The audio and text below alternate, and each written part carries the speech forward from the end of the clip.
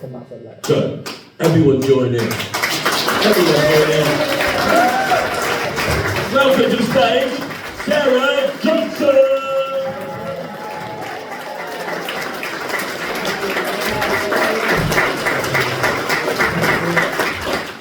Hello, lovely people of Newnham. Oh, it's so lovely to be in this swingers club. Looks like I'm going to open the call, doesn't it? I was just thinking this, like, open this plaque. What is that? No, I am really, really pleased to be here because I've got 2 feral kids at home and a dog that eats his own shit. So I'm really, really pleased to be out. I'll let you into a little secret, actually. I only live 45 minutes away from here. I told my kids that this gig is in Aberdeen. I left yesterday. Didn't get their own tea because I'm not going back till tomorrow. But today I've had a bit of a stressful week. I've been looking for a new car. And I don't know what I want, you know, I've been online, I've done loads and loads of research. But I think I've finally decided that I want a blue one. It's hard, it's so stressful. My brother said, just go to your local dealer, take the stress out of it. I went to my local dealer, got absolutely stoned off my tits, couldn't give a shit about finding a new car. So that's where we are with it. Is anybody going clubbing after this? I couldn't think of anything worse, could you? I couldn't think of anything worse. I'm not going to lie, I can't wait to get home and take my bra off and have a good scratch under my knockers. She's nodding, she's already done it. No. He's looking, going, have you? She's got a cardigan on because it's paper. No, do you know what? I think I've actually got that cardigan. Yeah, do you know what? It doesn't suit me either. No! I'm kidding. It's not as if I just shat on a dinner. No, I'm joking. I'm joking. I wouldn't buy it, it's awful. No, it's lovely. No, I actually went to, clubbing, absolute nightmare, because I went to my friend's 50th birthday party in Ibiza last summer. And I mean, that just sounds awful, doesn't it? It's a bit like having a kid's party in Spearmint Rhino. It was horrendous, it really was. Because I didn't realise that there's 2 sides to Ibiza. You've got the nice calm Prosecco and sunset side here, which just sounded fabulous for, you know, like middle-aged women going there, you know, they just need to add chocolate and some HRT patches that would never leave, do you know what I mean?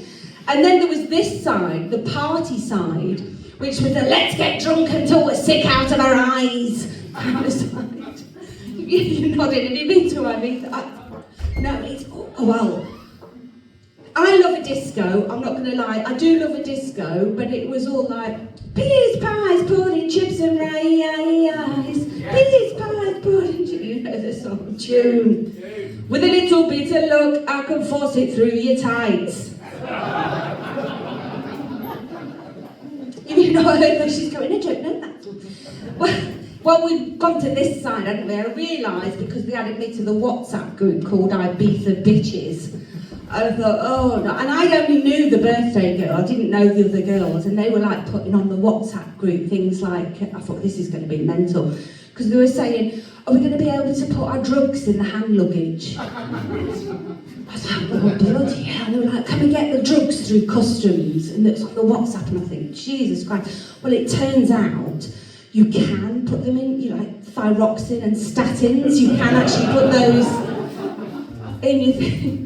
When we get there, right, and there's all the young girls there in Ibiza wearing these little tiny bikinis, and they've got this thing called underboob. I don't know if you've seen this, with the little costumes and crop tops, little swimming costume, underboob. And I thought, well, I'm in Ibiza, I can do underboob outside my costume. I just pull it either side of my costume like that, that's my underboob. And we walked into this bar this one night, right? There was a pole dancing pole in this bar. And I thought, oh, I'm on it. I'm on it because I'd had a couple of pints of sherry. And I thought, I'd kick my Crocs off, right? Well, I didn't actually kick my Crocs off because I'd got them in sports mode, so I just flipped down the back, you know, when you've got them in sports mode. And I was on this pole in this pole dancing bar, and I was thinking, woo, giving it all this, woo. There was a guy there at the front. I thought he was making it rain, you know, and then he'd actually eaten some peanuts. He was getting the peanut dust off his hands. I was giving it that. I thought I looked hot, right? What I actually looked like, well, I thought I looked like one of Hugh Hefner's play bunnies. Yeah. What I actually looked like was a heifer stuck on an electric fence. And I learned that evening I can't actually hold my own body weight either. It's just like, poof. It was a nightmare. And then it got me thinking, has anybody heard of Sticky Vicky? Yeah. Oh, God. Have you not heard of Sticky? So she was an adult entertainer, shall we say, in Benidorm, that she could fire ping pongs from a... I know, honestly, and she was 72 when she retired. Just put your hand up if you're 72 in here, or near. All power to them, literally. And she passed the business over to her daughter as well. What did that training go like? Here's your own darts. Just shoot that apple off his head. Keep still, Dad. Absolute nightmare. And here's me, I can't even hold my body weight at the age of...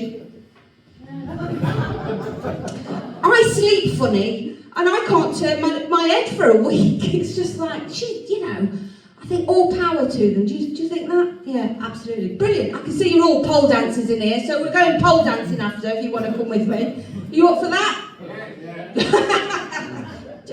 Where's the swinger? You'll come with me, won't you? Oh, yeah.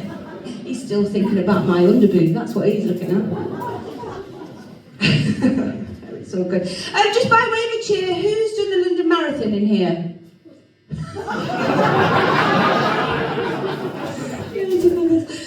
4 hours 12, ladies and gentlemen. Yeah, I managed 4 hours 12 of the London Marathon, and then I got bored and I turned the TV off. Do I look like I run the London Marathon? I can't exercise. I really struggle to exercise because I can't be bothered. That's where we are. And I've got this condition where my body retains ice cream. I can see there's a couple of sufferers in here as well.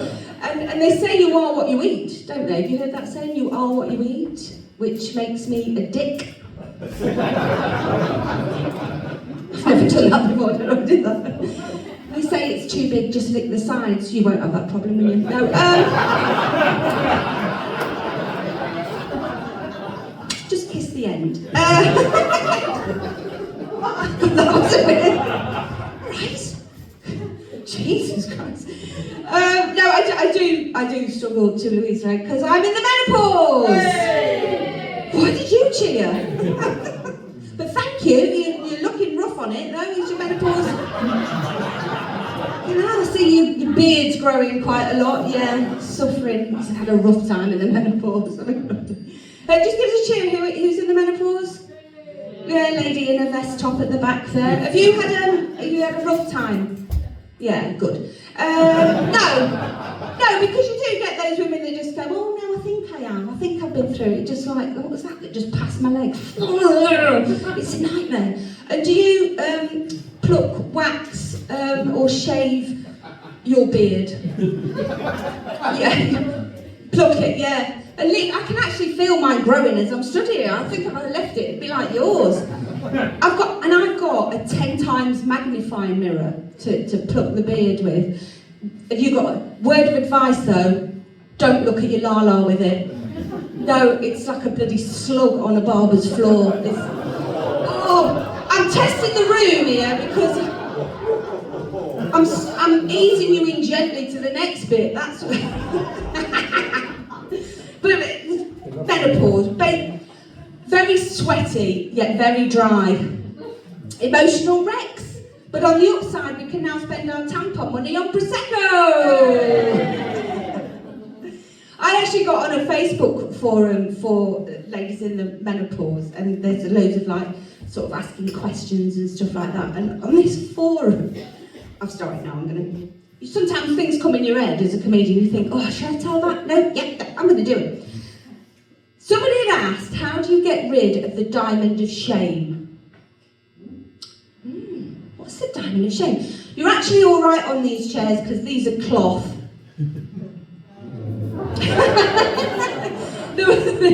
Some of them are like, what's that? If you sit on a plastic chair, minge mist.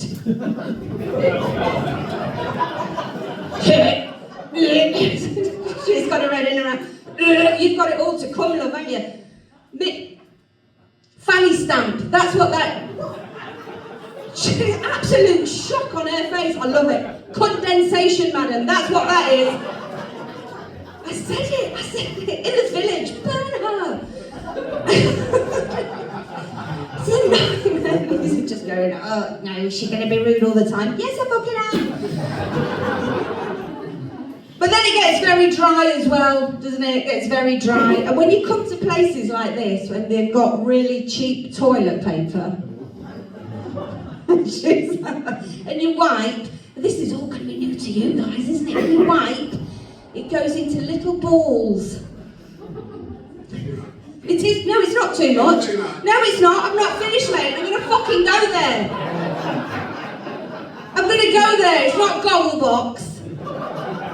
Little bit of balls of tissue, and when your husband goes down on you, look at that. Is this really fucking posh, this place here? It's not like, it's not. It's just like, no, fucking no.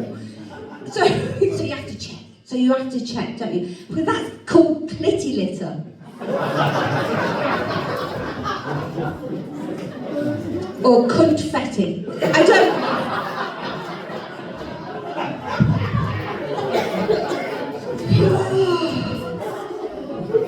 Well, at least you'll remember me, won't you? Anyway. Like Ian said, I'm not fucking coming back, so I don't care. No, it's good. It is good. Nightmare. But I'll tell you a catch, I'm married. I know, sorry mate, too late. I've been married to my first husband for 19 years. We were actually best friends for 7 years before we hooked up, and now we're just friends. And his name is Ian, or as I like to call him, Ian!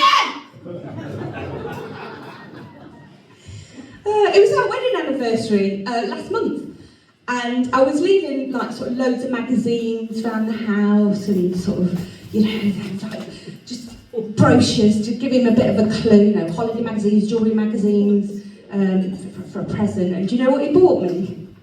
A magazine rack. And he works away quite a lot, and so he travels back sort of late at night, and he rang me this one night, and he was just like, I'm on the way home, I'm going to be late, and I went, oh, do you know what, I'm going to go to bed. And he goes, oh, you going to bed? And what won't you be wearing in bed when I get home? And I goes, a hat?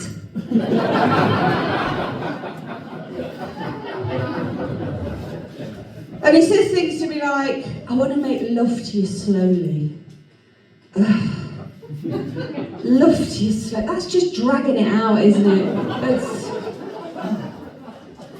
And I think after 19 years of marriage, I think we're a bit too comfortable sort of in our relationship now. You know, when it gets to that stage, I don't know about you guys, but when we go to the toilet, we don't lock the bathroom door. Our door is always open, right? And that's not an invitation for you guys to go in. So I was in the bathroom, and you go in there, and like, I went to the toilet, and the husband comes in, and the kids come in, and then the dog comes in, and then the DPD man comes in. And my husband come in while I was on the toilet, and he goes to blow his nose, and I'm like, oh, don't clear your nostrils, this stinks. I'm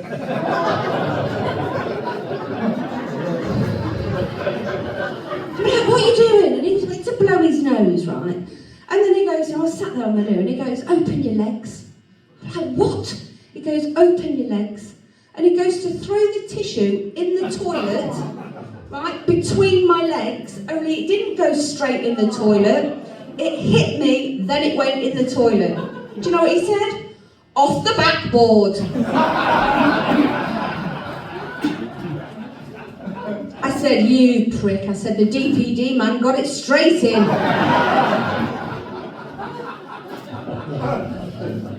I had to get on the Google, right, how to put the spark back into your marriage.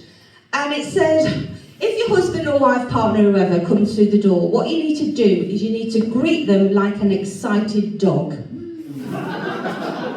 So my husband came in the door and I dry humped his leg and then I ran outside and did a shit on the patio. And then wiped my arse. Fucking hell, I've got ages.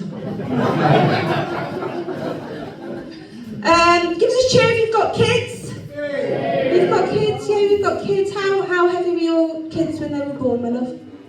How heavy were they when they were born? 7 pounds. Anybody bigger than 7 pounds? Yeah. 9'6". 9'6", tiny. 10'8", tiny. 11'10", tiny. This is like a shit auction, isn't it? 7 pound, we got a 10, we got a 11. I've got 2 children, and both my kids were £12.11. £12.11 when they were born. If you don't know what £12.11 is, basically they came out the size of Danny DeVito. And we didn't put them in a cot, we just put them straight in a bunk bed. And I clarify, I didn't have them naturally either, because if I had them naturally, my lala would be the size of the Eurotunnel. And I've had some holiday makers through there as well, so. I don't always do that. Before I knew I was going to have a C-section, I wanted a water birth, but the leisure centre is so expensive. And they also said, because I was in this like NCT thing, they were like, what music do you want played during the birth? And I was like, couldn't make my mind up whether to have Where's Your Head At, Basement Jacks, Push It, Salt and Pepper, or Torn, Natalie Imbruglia. No, we had C-sections basically like in the operating theatre, you know, with the curtain thing, and my husband was there sitting on a little stool next to my head, and you know when they say, oh, do you want skin to skin? It was like £12.11, you've got to be joking, haven't you? So they passed the baby to my husband to hold as a sewing milk. My husband sat on this little stool next to my head, and he's like holding the baby. About 2 minutes in, he starts going, oh, my back's killing me.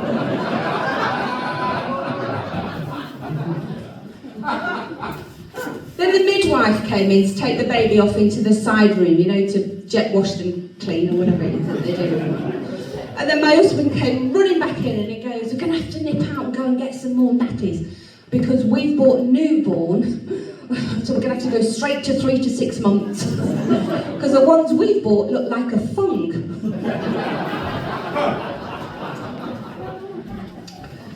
No, my kids are now of the age where they need to get a job in a flat. They're 12 and 14. But they're always gaming, my lad's always gaming, you know, and he's got one of those headsets on that it looks like he works in a call centre, you know, he's talking to his mates. And I always say to them, just go outside and play for a bit. You know, give us a cheer if you played outside. We did, didn't we? We played outside and we didn't have that 5-second rule thing, did we? We were just like, oh, look, a crisp. Oh, it's a scab.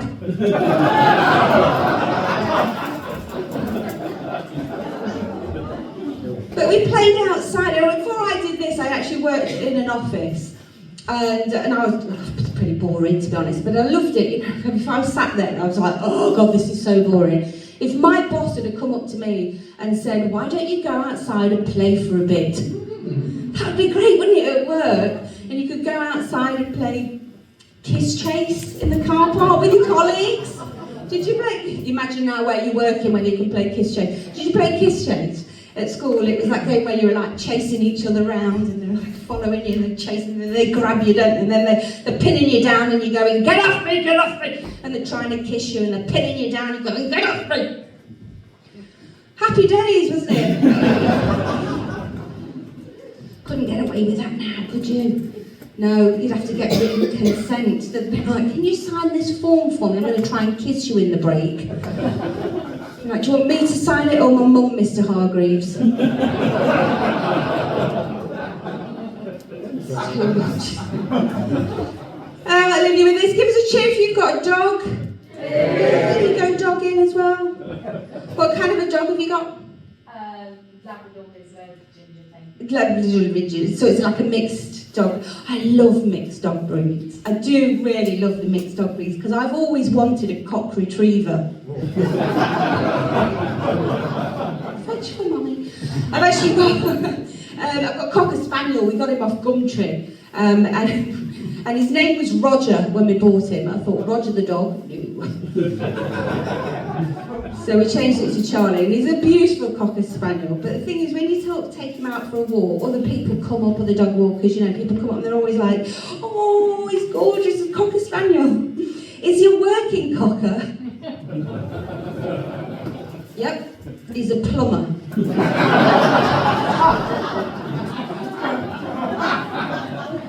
And because I wanted the dog, all my family were just like, well, you can pick the poo up, you can pick the... So I was, I was like, oh my God. Oh, no. Should have used a bag, to be fair. You learn, don't you? You learn. Well, Newnham, you've been lovely. There's some been lovely shocked faces. I love seeing the shocked faces. And if you do want to follow, well, you can just about get the internet here. We've got no fucking phone signal. And if you do want to get on the socials, follow me on. Put in the Google Sarah Johnson comedian. Don't just put Sarah Johnson in because she's actually a murderer from Idaho.